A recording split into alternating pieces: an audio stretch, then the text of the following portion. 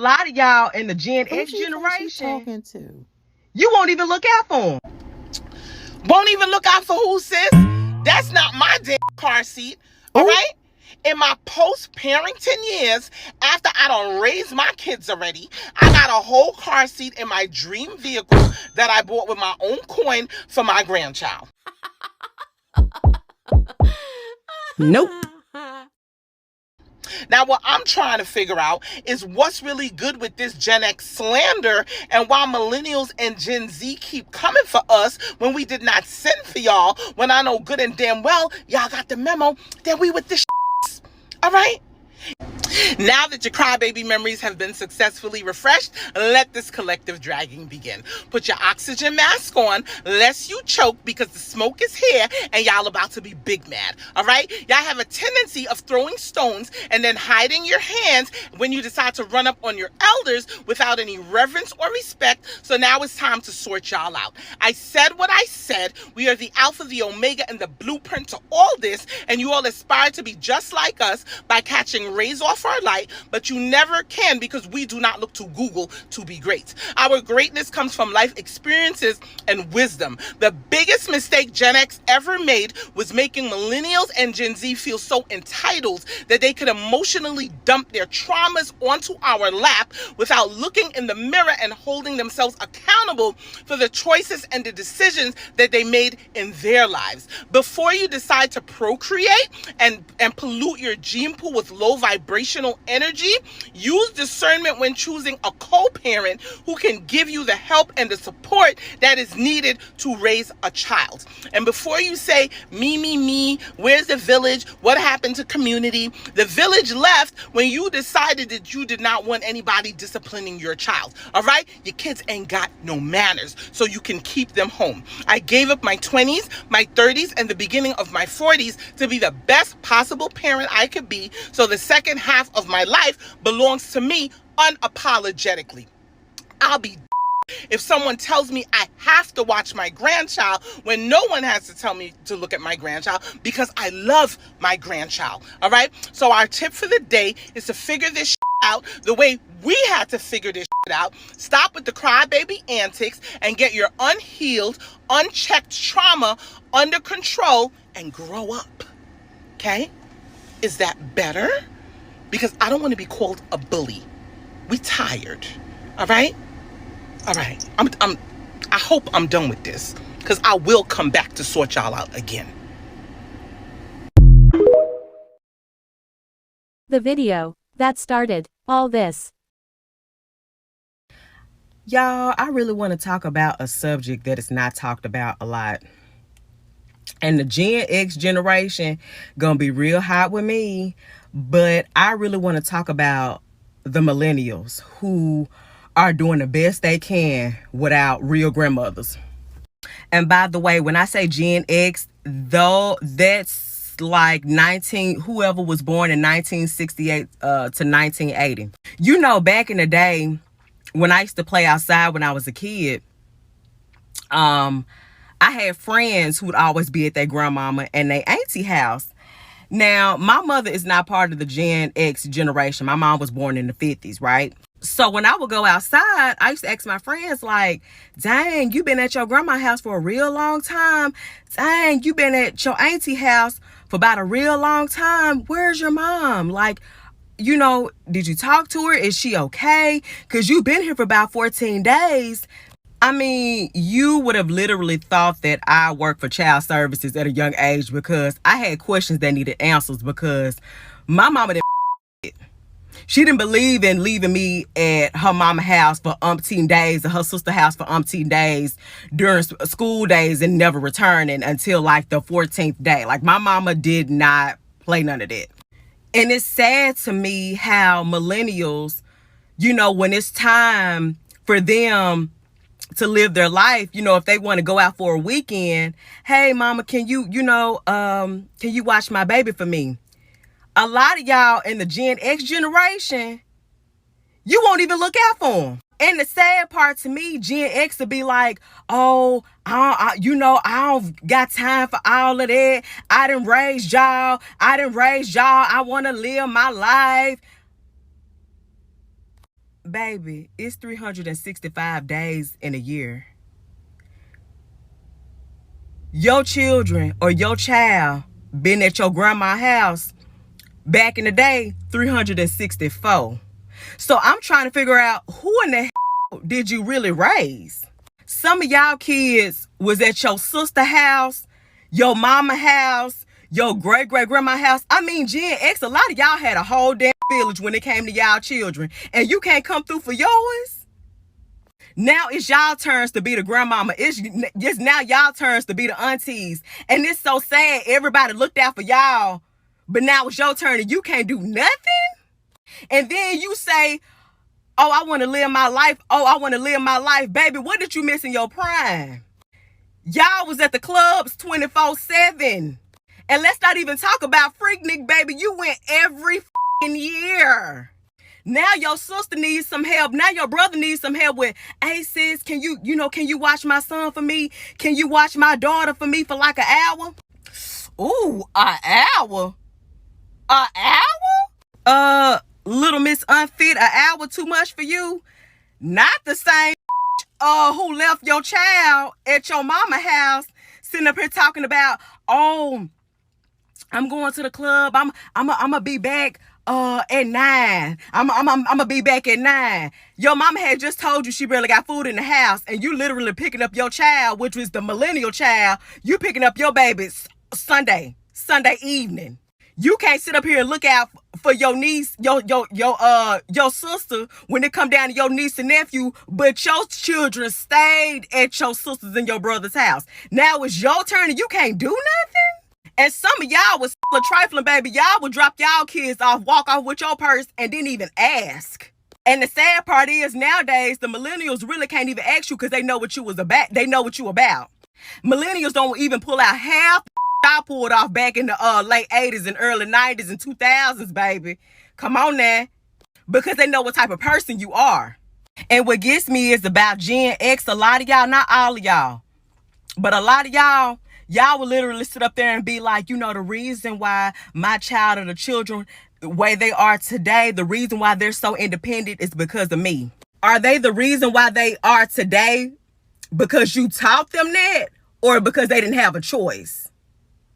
Because there is a difference between teaching your child to be independent and because they didn't have a choice. So which one is it? Because the millennials I went to school with, the ones that I played with, they raised themselves while you went and go off. They raised themselves when you were still at that nigga house who still don't want you to this day. They raised themselves when y'all stayed at the club. They raised themselves when y'all spent the whole week at Freaknik. They raised themselves. And it's so sad. Y'all sorry can't come through for nobody. And the sad part is when it comes to your millennial child, her daddy already sorry. You picked her daddy, and then you gonna turn around and be a sorry ass mother and turn around and be a sorry ass grandmama and a sorry ass auntie. I tried, y'all. This was too much cussin'. I got tired of bleeping it out. There's so much I could say about that video, but go and watch it for its full context because it was a pretty interesting take. Not specifically toward this young lady, but the attitude in general of millennials. It's the audacity for me. It's the audacity for me. Yeah, but I realize it's based on her as well as other young people's myopic view based on where they are in their lives compared to what everybody else is doing in their life. Is based on their experiences and what they see. And I was no different. But what is different is not even the expectation, but the sense of entitlement that young parents have because y'all didn't ask us to have the kids. So why are you going to put the expectation on us to watch them? Now listen, I love being a grandmother. I do. I absolutely do. You know, I had my 3 bonus grandchildren before my daughter had her baby. I love being a grandmother. I love making stuff for my grandkids. But guess what? Gigi's tired.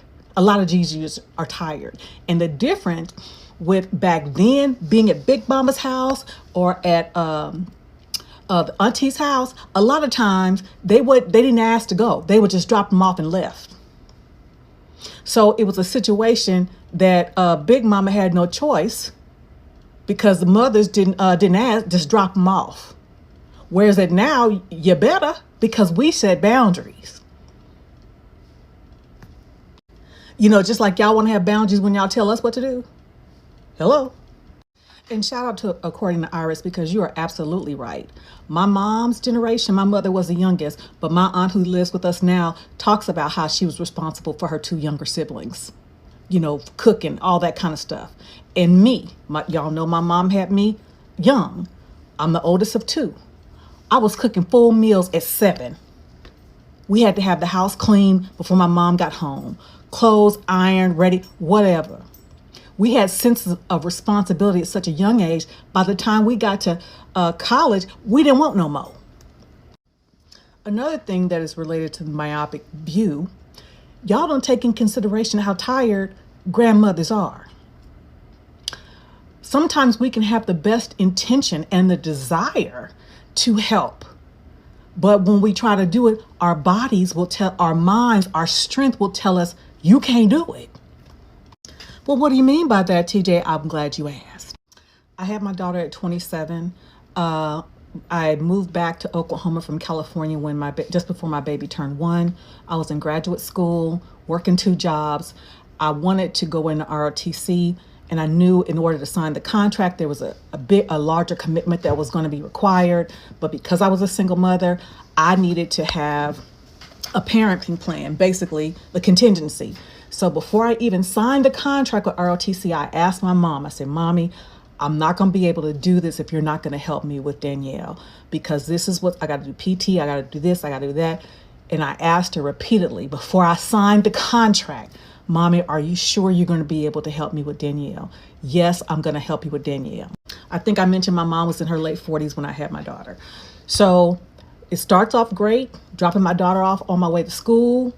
For the first couple of weeks, no problem. One day I get ready to drop her off. I go to my mom's house. She said, I don't feel like it today. I said, but Mommy, I got to go to school. I'm sorry, I'm tired. I don't feel like it today. I had to pack my daughter up and take her to school with me. And fortunately, the junior cadets watched my baby in the cadet lounge. Shout out to Sooner Battalion, while I went to class.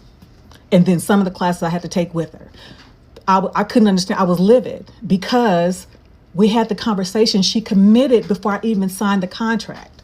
Okay, there you go. I told my daughter the story several times before they got pregnant. Several times.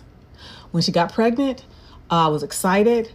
It was before I knew that I was going to retire, but because I was thinking I was going to retire, I'm like, oh yeah, I'll be able to watch her every day or at least 3-4 times a week, blah, blah, blah. You know, I want to do it. That's my G baby, my first G baby from my only child. I was in my 50s. I'm 56. My baby's 2. So 54, 54, 53, 54, several years older than my mother. Danielle would bring the baby over. It started out okay. But I'm going to tell you, after that first full day of watching my granddaughter, I slept for almost 16 hours. So as it became clear to me, with each day, I was exhausted.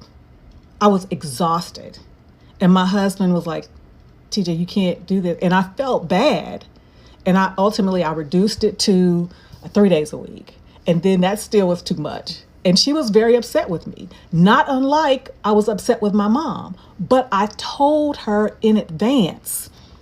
Because again, and I told her what I thought. You know, I think my mom had every intention on helping me, just like I had every intention on helping her more. But when you actually got into the throes of it, you don't have the same capacity. You don't have the same energy as you do in your 20s. You're tired. And y'all can sit there and say what you think, just like I could sit there back then and say, well, I don't understand this because I hadn't lived that long enough to understand. My mother was just tired. And the energy that it takes for a small child, children, period, you got to be on top of your game. And like Iris said, many of those that were dropped off at their grandmother's house, they had full-time jobs, working full-time, coming home a lot of times, falling asleep in their chairs. While the kids are out doing what they, getting into trouble, which is what kids do. But also, doing what they weren't supposed to do and having things happen to them that shouldn't happen because grandma was tired, wasn't paying attention a lot of times. What else? Something else is different in as much as the Gen X may not be physically taking care of grandkids. A lot of us are financially taking care of y'all's kids, or at least helping. Whereas in my generation, my mom couldn't help me at all. That's one of the reasons why I went into the military, so I could make sure I could provide for my daughter, because my mom wasn't in a position to help me. So like Ira said, each generation was doing the best they can with what they knew and what they had. And again, because we babied y'all with no sense of accountability, no sense of boundary, no sense of respect, no sense of deference, but every sense of entitlement, I'm interested to see how y'all kids gonna turn out and what they're gonna say about y'all. And she's absolutely right about, because we puffed your heads up about y'all could do anything, y'all could be everything. When somebody gives you constructive criticism, you can't even handle it. My mother wrote to me in a letter many years ago, actually it was before I had my daughter, that she purposely didn't tell me how pretty I was or how smart I was, because I'd always been told that I was a pretty baby and I was this, and she didn't want that to go to my head. So guess what? I was always trying to prove myself. Now there has to be a delicate balance. There has to be a delicate balance. You know, we need to show our kids, yes, you are this, but you're not perfect. And this is why you're not perfect. How to handle constructive redirection from your parents so you can darn sure handle it from people who ain't. Because I see it all the time in the workplace. It's always everybody else's fault. Take no responsibility for anything. It's always an excuse. So yeah, you know, I can understand why there's some frustration, but yeah, we're tired. Because some of us raised ourselves, we raised our kids, and some of us raised our siblings and had too much responsibility at early ages. So take that with you.